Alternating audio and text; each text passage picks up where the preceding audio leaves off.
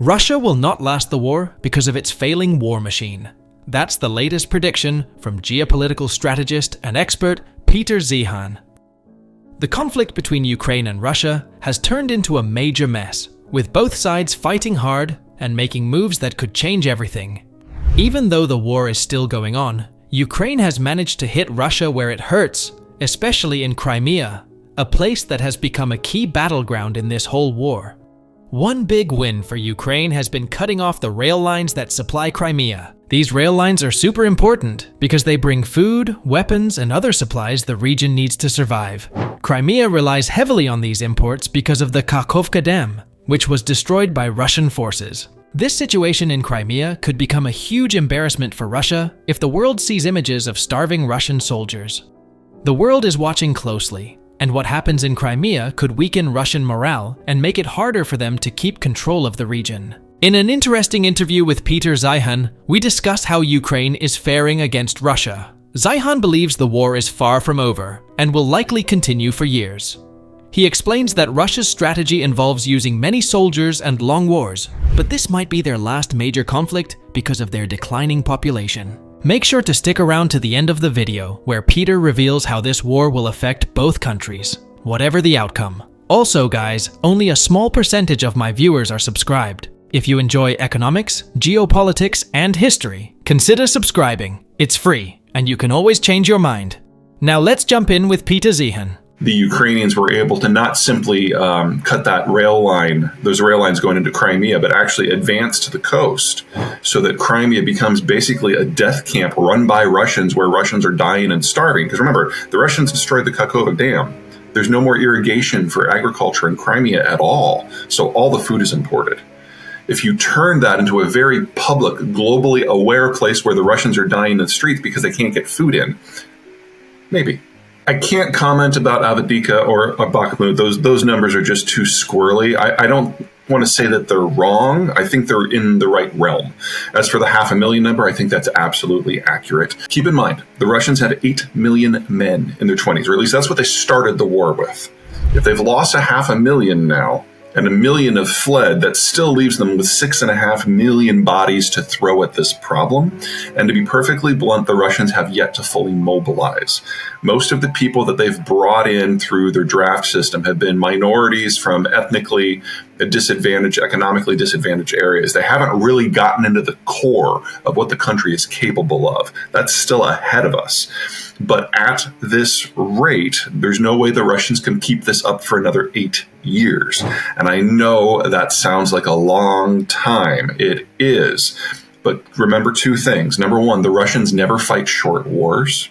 They do short intimidations. Their wars are always long because they're always about human waves. Number two, if they do this, this is their last war because there aren't enough Russians under age 20 to theoretically repopulate the system. So when this is done one way or another, Russia is done. This is the most dynamic military conflict we have seen in the world since at least the Crimean conflict in the 1800s, because we're dealing with a technological evolution here that is playing against a massive legacy. So you've got the Soviet legacy, which is the largest armament supply system in the world, and more importantly, the largest armament reserve in the world. That's a lot of hardware to chew through and a lot of inertia when it comes to innovation. On the other side, you've got the information technology revolution that has now, the second generation of it is being married to military affairs, and that's where all the drones are coming from. So we've got a technological revolution happening in very real time with a lot of outside support on both sides in pushing that technological frontier forward. At the same time, there's just this sheer mass of material that has to be blown up. I don't know how this is going to go, and people are coming up with new tactics every few weeks. I don't want to rule that out, but I would caution you to consider that people thought the same thing about hypersonics. The problem with single point attack systems is they don't hold territory. They destroy infrastructure, they destroy vehicles, and that's obviously part of war. But that doesn't allow you to win, or more importantly, hold the terrain. The question here is, what are the rules of the old system that still apply? And when I say the old system, I'm not talking industrialization. I'm talking like spears and arrows, physically holding territory, versus what of the newer old system, industrialization, will hold versus what will hold in the new system. And we figure that out as we go. I mean, there are very, very good reasons why the French, the Brits, and the Germans all sent observers to America's Civil War, because there were new things in play and no one really understood how they fit together. We're all watching this with huge interest, and the implications for the next 40 years are immense. I would argue that it's been going on since the first year of the war. Now, whether these two specific generals are responsible for basically rounding people up, I don't have the evidence of that one way or the other. But remember that a few years ago, Sri Lanka suffered a massive economic dislocation and people were desperate to get whatever they could get. And the Russians signed a series of deals that would allow Russians to be basically tourists in Sri Lanka. And that had established a bit of a back and forth in which people could move as well. So the idea that there's Sri Lankans fighting in Ukraine, that doesn't surprise me at all. There are Nigerians fighting in Ukraine. There are exchange students that the Russians have press ganged into fighting in Ukraine. So this is not a new strategy for the Russians. They did this extensively during the Cold War as well. So we have these weird press gang multinational brigades that the Russians don't advertise that they're using as cannon fodder right along their convicts. This war is unusual because it mixes old and new military strategies and technologies. Russia is using a lot of old Soviet-era weapons, which they have in huge numbers. This leftover arsenal gives Russia a lot of hardware to use, but it's also outdated and comes with challenges. The equipment is old, and maintaining and using all of it creates logistical headaches. On the other hand, Ukraine is using modern technology, especially drones and other advanced tools, to counter Russia's larger numbers. This blend of old and new tech is creating a fast-changing battlefield where new strategies are being developed on the fly. The war has become a testing ground for new military tactics and technologies, with lessons that could influence future conflicts around the world. The long-term outcome of this conflict is still unclear. Even with significant financial help, like the frozen Russian assets that have been redirected to support Ukraine, rebuilding after the war will be a huge challenge. Ukraine will need way more than the estimated $50 billion in aid to recover. Some estimates say it could take up to $1 trillion. The challenge isn't just about getting the money, but also ramping up the production of military equipment and supplies. The US and Europe are working to increase their military production, but this takes time, and the war isn't slowing down. Now here's Peter Zeihan on how Europe's other problems could affect the Russo-Ukrainian war. Every little bit helps, but to say one thing is going to be decisive when you've got a land war and a front that's over 1,500 kilometers long, I think is a bit of a stretch. Using the interest from the frozen Russian investments, though, honestly, that was a stroke of genius. I don't know who came up with that one, but I want to buy them a drink because it basically finds a nice little loophole in international law that only pisses off the Russians and nobody else. I mean, that was very well done. Whether $50 billion in one pop and what will probably be around $10 to $15 billion a year moving on is enough to move the needle. I mean, it doesn't hurt. But, if Ukraine wins this, they're going to need $1 trillion. I'm not sure that support is available. And I don't think it's a question of will or red lines. The United States, when it fights a war, it fights with reach and precision over volume. And the Europeans, for the most part, have pretended until very recently that war was in the past, and so they allowed their military-industrial complexes to atrophy.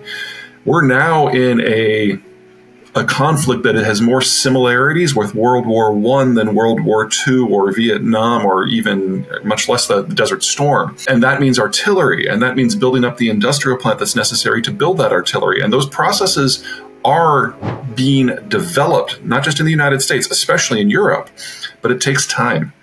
And $50 billion is really useful, but these things still aren't going to be providing the volume of artillery shells that the Ukrainians need this year or next year. Mixing domestic, European, and international politics always makes an interesting cocktail.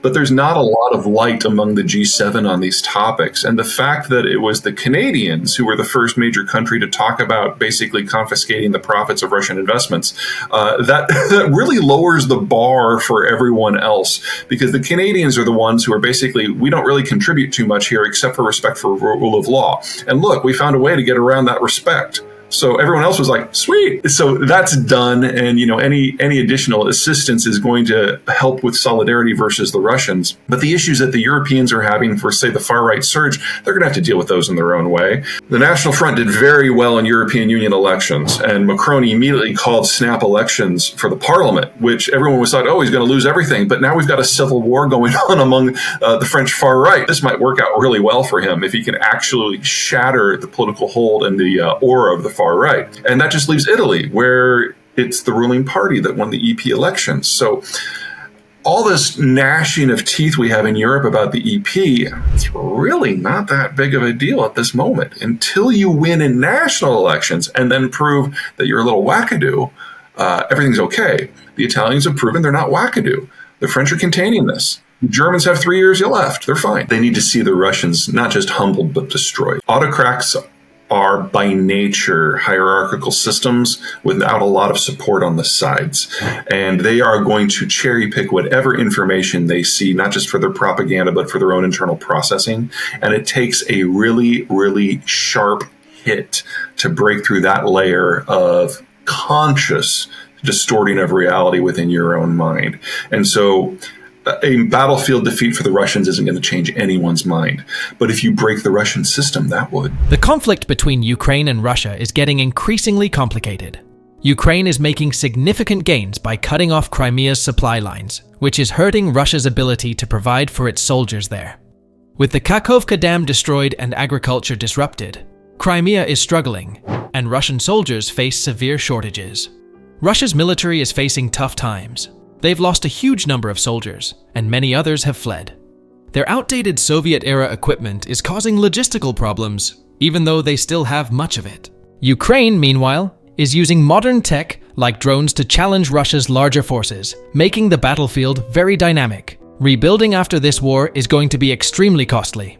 Even with financial aid and repurposed Russian assets, Ukraine will need far more than the current estimates. The US and Europe are ramping up military production, but it's a slow process. In Europe, political changes are adding to the mix. President Macron is dealing with a chaotic situation in France among far-right factions. Chancellor Scholz is struggling with low popularity in Germany, but will remain in office due to constitutional rules. Italy's political situation has been relatively stable since the recent European Parliament elections. These changes could also affect Russia's shot at a clean win.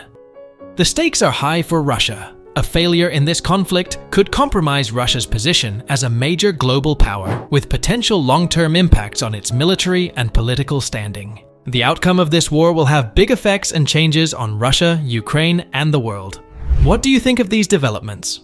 Share your thoughts in the comments below. Thanks for watching, and subscribe for more updates and analysis as we track this critical story.